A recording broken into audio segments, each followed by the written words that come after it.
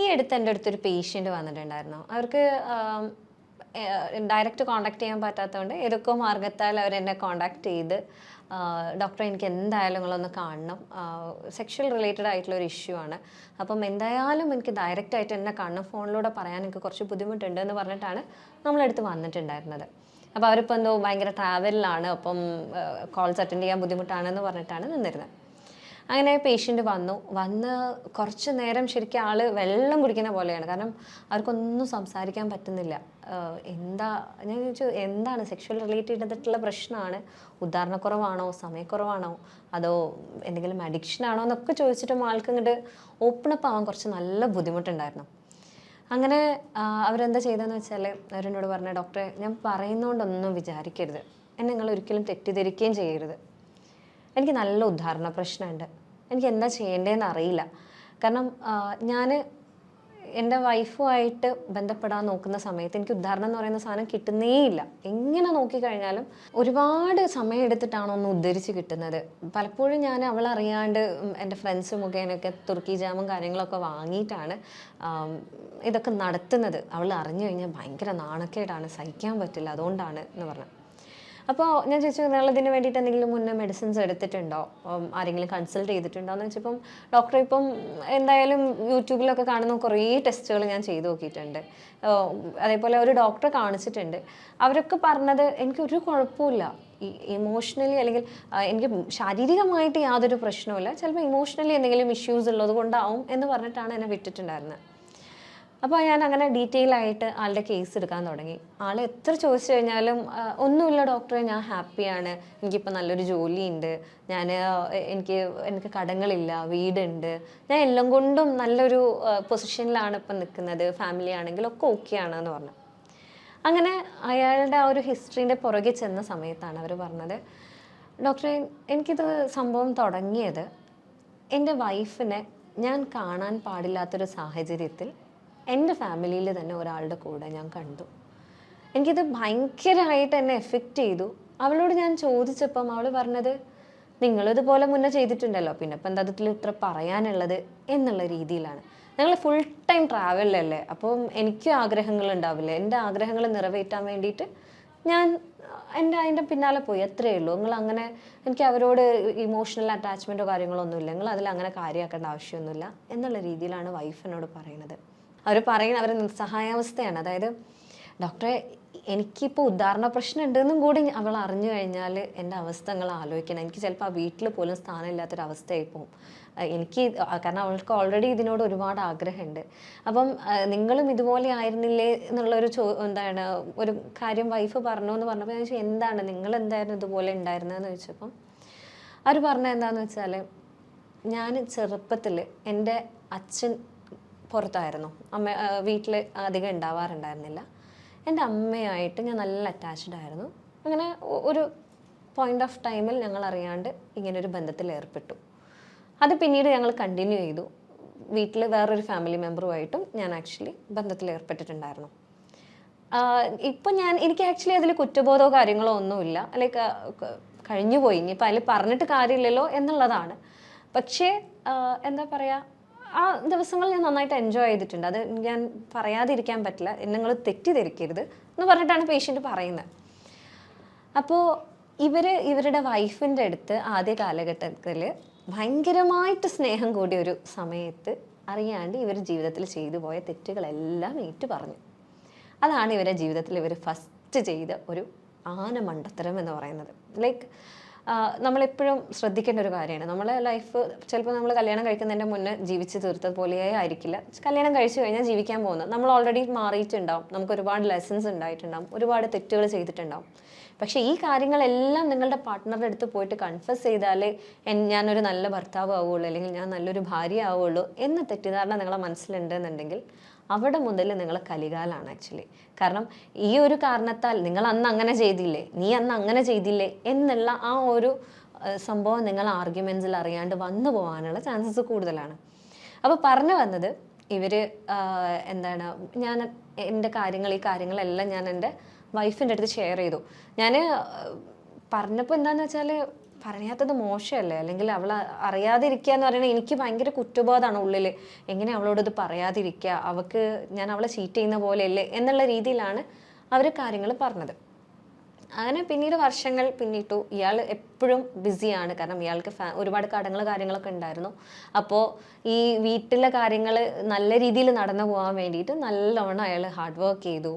ഒരുപാട് ബിസിനസ്സുകൾ ചെയ്തിട്ടുണ്ടായിരുന്നു. അതിൻ്റെ ഭാഗമായിട്ട് ഒരുപാട് ട്രാവൽ ചെയ്യുന്നുണ്ട്. അങ്ങനെയൊക്കെ ആയിട്ട് ഇയാൾക്ക് വീട്ടിൽ വന്ന് നിൽക്കാൻ ഉള്ള ബുദ്ധിമുട്ടുകൾ ഉണ്ടായിരുന്നു. അപ്പം ഇത് സംഭവിച്ചത് എന്താണെന്ന് വെച്ചാൽ ഇവർ വൈഫ് ഇപ്പോൾ പിന്നീട് അവർ പറയുന്നത് എന്താണെന്ന് വെച്ചാൽ, ഞാൻ പിന്നീട് കണ്ടെത്തിയത് എന്താണെന്ന് വെച്ചാൽ എൻ്റെ വൈഫിന് എൻ്റെ ബ്രദറുമായിട്ട് അതേപോലെ തന്നെ വീട്ടിൽ മറ്റു ഫാമിലി മെമ്പേഴ്സുമായിട്ടൊക്കെ ബന്ധം ഉണ്ടായിട്ടുണ്ടായിരുന്നു. എനിക്കത് വൈഫിന് എൻ്റെ അടുത്ത് അത് കൺഫസ് ചെയ്തു എന്ന് പറഞ്ഞപ്പം എനിക്ക് തീരെ അത് അങ്ങോട്ട് ഉൾക്കൊള്ളാൻ പറ്റിയിട്ടില്ല. ഞാൻ അറിയാണ്ട് ചെയ്തു പോയൊരു തെറ്റിനെ അവൾ ന്യായീകരിച്ചിട്ടാണ് ഇപ്പോൾ പറയുന്നത്. അതായത് നിങ്ങളന്ന് ചെയ്തിരുന്നല്ലോ, നിങ്ങൾക്കന്ന് ആവശ്യമുള്ളതുകൊണ്ട് ചെയ്തതല്ലേ, അതേപോലെ എനിക്ക് ആവശ്യമില്ലേ എന്നുള്ള രീതിയിലാണ് എന്നോടിത് സംസാരിക്കുന്നത്. എനിക്ക് അവളോടൊന്നും മറുത്ത് അധികം പറയാൻ പറ്റുന്നില്ല. കാരണം എനിക്ക് വിലയില്ല എന്നുള്ളതാണ്. കാരണം അവൾ നല്ല പൈസ ഉള്ള വീട്ടിലെ കുട്ടിയാണ്. നല്ല അത്യാവശ്യം അവളെ ബാക്ക് ചെയ്യാൻ അവളെ വീട്ടിലാണെങ്കിലും വീട്ടുകാരാണെങ്കിലും ഭയങ്കര well settled and well of ആയിട്ടുള്ള ആളുകളാണ്. അപ്പം അവൾക്ക് ഓൾറെഡി എൻ്റെ വീട്ടിൽ വരുമ്പോൾ ഒരു പുച്ഛഭാവമായിരുന്നു. അതിൻ്റെ കൂടെ ഞാൻ ഇങ്ങനെ ഒരു ലൈക്ക് എൻ്റെ ബിസിനസ്സൊക്കെ ഒന്ന് തകർന്ന് ഞാൻ ഭയങ്കരമായിട്ട് മോശപ്പെട്ടൊരവസ്ഥയിലെത്തി. പിന്നീട് ഇപ്പം ഞാൻ കയറി വന്നു. ഇപ്പം വലിയ കുഴപ്പമൊന്നും ഇല്ലാതെയാണ് എൻ്റെ ജീവിതം. എങ്കിൽ പോലും അവരുടെ ഒരു ലെവലിലേക്ക് എനിക്ക് എത്താൻ പറ്റിയിട്ടില്ല. അതുകൊണ്ട് തന്നെ അവളുടെ മുന്നിൽ എപ്പോഴും എനിക്കൊരു കുറച്ചിലാണ്, അല്ലെങ്കിൽ അവൾക്ക് എപ്പോഴും എന്നെ വിലയില്ലാത്ത പോലെയൊക്കെയുള്ളൊരു ഫീലിംഗ് ആണ്. അതുകൊണ്ട് തന്നെ ഞങ്ങൾ തമ്മിൽ എപ്പോഴും ഒരു മാനസിക അകൽച്ച ഞാൻ കീപ്പ് ചെയ്തിട്ടുണ്ട്. ഞാൻ കീപ്പ് ചെയ്തതല്ല, പക്ഷെ അറിയാണ്ട് വന്നു പോയതാണ്. അപ്പോൾ ഞാൻ ചോദിച്ചു, അപ്പം ഇപ്പം ബന്ധപ്പെടുമ്പം എന്താണ് നിങ്ങൾക്ക് ഇത് കാരണം ഉദ്ധരിക്കാത്ത പ്രശ്നമാണോ എന്ന് ചോദിച്ചു. അപ്പോൾ അവർ പറഞ്ഞു, അല്ല ഡോക്ടറെ, ഇത് ഉദ്ധരിക്കാത്തൊരു പ്രശ്നം എന്ന് പറയാൻ പറ്റില്ല. കാരണം ഈ അടുത്ത് ഞാൻ അവളുടെ അടുത്ത് ചെന്ന് എനിക്ക് ഉദ്ധരിച്ചു, ചെറിയ രീതിയിൽ ഉദ്ധരിച്ചു, പക്ഷേ അതങ്ങോട്ട് മുഴുവനാവണില്ല എന്ന് കണ്ടപ്പം അവൾ പഴയ കാര്യങ്ങൾ, എൻ്റെ ജീവിതത്തിൽ ഞാൻ ചെയ്തു പോയ തെറ്റുകളെ കുറിച്ച്, നിങ്ങളന്ന് അങ്ങനെ ചെയ്തില്ലേ, ഇങ്ങനെ ചെയ്തില്ലേ, അതുപോലെ എനിക്ക് ചെയ്തു കൊണ്ടാ എന്നുള്ള രീതിയിലുള്ള സംസാരങ്ങൾ സംസാരിച്ചപ്പം അറിയാണ്ട് ഞാൻ ബാക്ക് ടു നോർമലായി. അപ്പം എനിക്കിത് എന്താണെന്ന് മനസ്സിലാവണില്ല. ഫിസിക്കലി എനിക്കൊരു ഇഷ്യൂ ഇല്ല, ഇമോഷണലി ഞാൻ ഇതിനെങ്ങനെ ട്രീറ്റ്മെൻറ്റ് ചെയ്യേണ്ടതെന്ന് എനിക്ക് അറിയില്ല എന്ന് പറഞ്ഞു. അപ്പോൾ ഇതിലെന്താണെന്ന് വെച്ചാൽ ഇയാളുടെ നിസ്സഹായത എന്ന് പറഞ്ഞാൽ ഭയങ്കരമായിരുന്നു. കാരണം എൻ്റെ വൈഫ് അറിയാണ്ടാണ് എൻ്റെ അടുത്ത് വന്നിട്ടുണ്ടായിരുന്നത്. അപ്പോൾ വൈഫിനോട് എങ്ങനെയോ പറയുക, അല്ലെങ്കിൽ വീട്ടുകാരോട് എന്താ പറയുക, ഇങ്ങനെയൊക്കെ കുറേ ഇഷ്യൂസ് ഇതിൻ്റെ ഇടയിലുണ്ടായിരുന്നു. അപ്പോൾ ഇതിൽ ബേസിക് ഇഷ്യൂ എന്ന് പറയുന്നത്, ഒന്ന് ഇവർ പറഞ്ഞത് തെറ്റായിപ്പോയി, ഇനി അതെന്തായാലും നമുക്ക് തിരിച്ചെടുക്കുക എന്നുള്ളത് പോസിബിൾ അല്ല. പക്ഷേ ഇവർ തമ്മിലുള്ള കമ്മ്യൂണിക്കേഷൻ റെഡിയാക്കുക എന്നുള്ളതായിരുന്നു പിന്നീട് നമ്മൾ ചെയ്യേണ്ട ഒരു കാര്യം എന്നുള്ളത്. അപ്പം ഇവർക്ക് മെഡിസിൻ ആദ്യത്തിലൊന്നും കൊടുത്തിട്ടുണ്ടായിരുന്നു, കാരണം ഇവരുടെ മാനസികാവസ്ഥ അത്രയും മോശമായിട്ടുള്ള ഒരു അവസ്ഥയിലായിരുന്നു ഉണ്ടായിരുന്നത്. പിന്നീട് മെഡിസിൻ കൊടുത്ത് അതിനുശേഷം ഒരു കൗൺസിലിംഗ് തെറാപ്പി ഇവരുടെ വൈഫുമായിട്ടൊക്കെ നമ്മൾ ഡീറ്റെയിൽ ആയിട്ട് സംസാരിച്ചിട്ടുണ്ടായിരുന്നു. അങ്ങനെ അതൊരു 1 to 2 months അവർ തമ്മിലുള്ള പ്രശ്നങ്ങളും കാര്യങ്ങളൊക്കെ സോൾവ് ചെയ്ത്, അതായത് അവർ തമ്മിലുള്ള ഇമോഷണൽ അറ്റാച്ച്മെൻറ്റ്സിനെ നല്ല രീതിയിൽ നമ്മൾ കൊണ്ടുവരാൻ തുടങ്ങിയപ്പം ഓട്ടോമാറ്റിക്കലി വൈഫിനോട് ഇവർക്ക് അറിയാത്തൊരു സ്നേഹവും അതേപോലെ തന്നെ ഇവരുടെ ഉദ്ധാരണം നഷ്ടപ്പെട്ടു എന്ന് ഇവർ വിശ്വസിച്ചിരുന്ന ഉദ്ധാരണം തിരിച്ച് നോർമലൈസ് ചെയ്ത് തിരിച്ചു കൊണ്ടുവരാനും സാധിച്ചു. അപ്പോൾ ഇതിൽ ഒരുപാട് ട്രോമാറ്റിക് എഫക്ട്സ് ഉണ്ടായിട്ടുണ്ട്. കാരണം വൈഫിനാണെങ്കിലും അവരൊരിക്കലും അവരുടെ ലൈഫിൽ എക്സ്പെക്ട് ചെയ്യാത്തൊരു സംഭവമാണ് അവരുടെ ഹസ്ബൻഡ് അവരുടെ അടുത്ത് അന്ന് ഓപ്പൺ ആയിട്ട് സംസാരിച്ചത്. പിന്നീട് അവർക്കൊരു വാശിയായിരുന്നു, അവർക്ക് അങ്ങനെ പറ്റുമെന്ന് വെച്ചാൽ എനിക്കെന്തെങ്ങനെ പറ്റിക്കഴിഞ്ഞാൽ എന്നുള്ള ആ ഒരു ഫീലിംഗ് ആയിരുന്നു അവർക്ക് കാര്യമായിട്ടുണ്ടായിരുന്നത്. അപ്പം ഇതിൻ്റെ ബേസിലാണ് ഇവർ തമ്മിൽ ആക്ച്വലി ഇത്രയും അകൽച്ചയൊക്കെ വന്നത്. അപ്പം റിപ്പീറ്റഡ് ആയിട്ടുള്ള ആ ഒരു കൗൺസിലിംഗ് സെഷൻസും അതിൻ്റെ കൂടെ മെഡിക്കേഷനും കൂടെ ആയപ്പം ഒരു വിത്തിൻ 3 months തന്നെ പറയാം ആൾ ബാക്ക് ടു നോർമൽ. പിന്നീട് ഒരു മെഡിസിൻസും ഇല്ലാതെ തന്നെ, അല്ലെങ്കിൽ പിന്നീട് ആൾ ഭയങ്കര മെൻ്റലി സ്ട്രോങ് ആയിട്ടും പഴയതുപോലെ ആ ഒരു അവസ്ഥയിലേക്ക് അവർ കൊണ്ടുവരുത്തിക്കാൻ സാധിച്ചു. അപ്പോൾ എനിക്കിതിൽ പറയാനുള്ളത് എന്താണെന്ന് വെച്ചാൽ, നമ്മളെ ലൈഫിൽ നമ്മൾ ഒരുപാട് മിസ്റ്റേക്സ് ചെയ്തിട്ടുണ്ടാവും.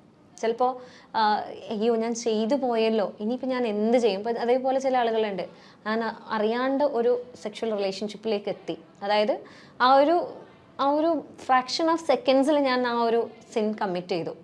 എനിക്കിപ്പോൾ എൻ്റെ വൈഫിനെ ഫേസ് ചെയ്യാൻ പറ്റുന്നില്ല, ഞാൻ എന്ത് ചെയ്യണമെന്ന് അറിയില്ല, അതിനുശേഷം എനിക്ക് ഉദാഹരണം കിട്ടുന്നില്ല എന്നൊക്കെ പറഞ്ഞ് ഒരുപാട് ആളുകൾ നമ്മളെടുത്ത് വരുന്നുണ്ട്. അപ്പം ഇതിലെന്താ നിങ്ങൾ ചെയ്യേണ്ടതെന്ന് വെച്ചാൽ ഇതിന് പല രീതിയിലുള്ള സൈക്കോതെറാപ്പീസ് അവൈലബിൾ ആണ്. അതേപോലെ ചില കേസുകളിൽ മെഡിസിൻ ആവശ്യം വരാറുണ്ട്. ഇത് കറക്റ്റായിട്ട് പോവുകയാണെന്നുണ്ടെങ്കിൽ നമുക്ക് എന്തായാലും ഇതിനെ മാറ്റിക്കൊണ്ടുവരാൻ കഴിയും.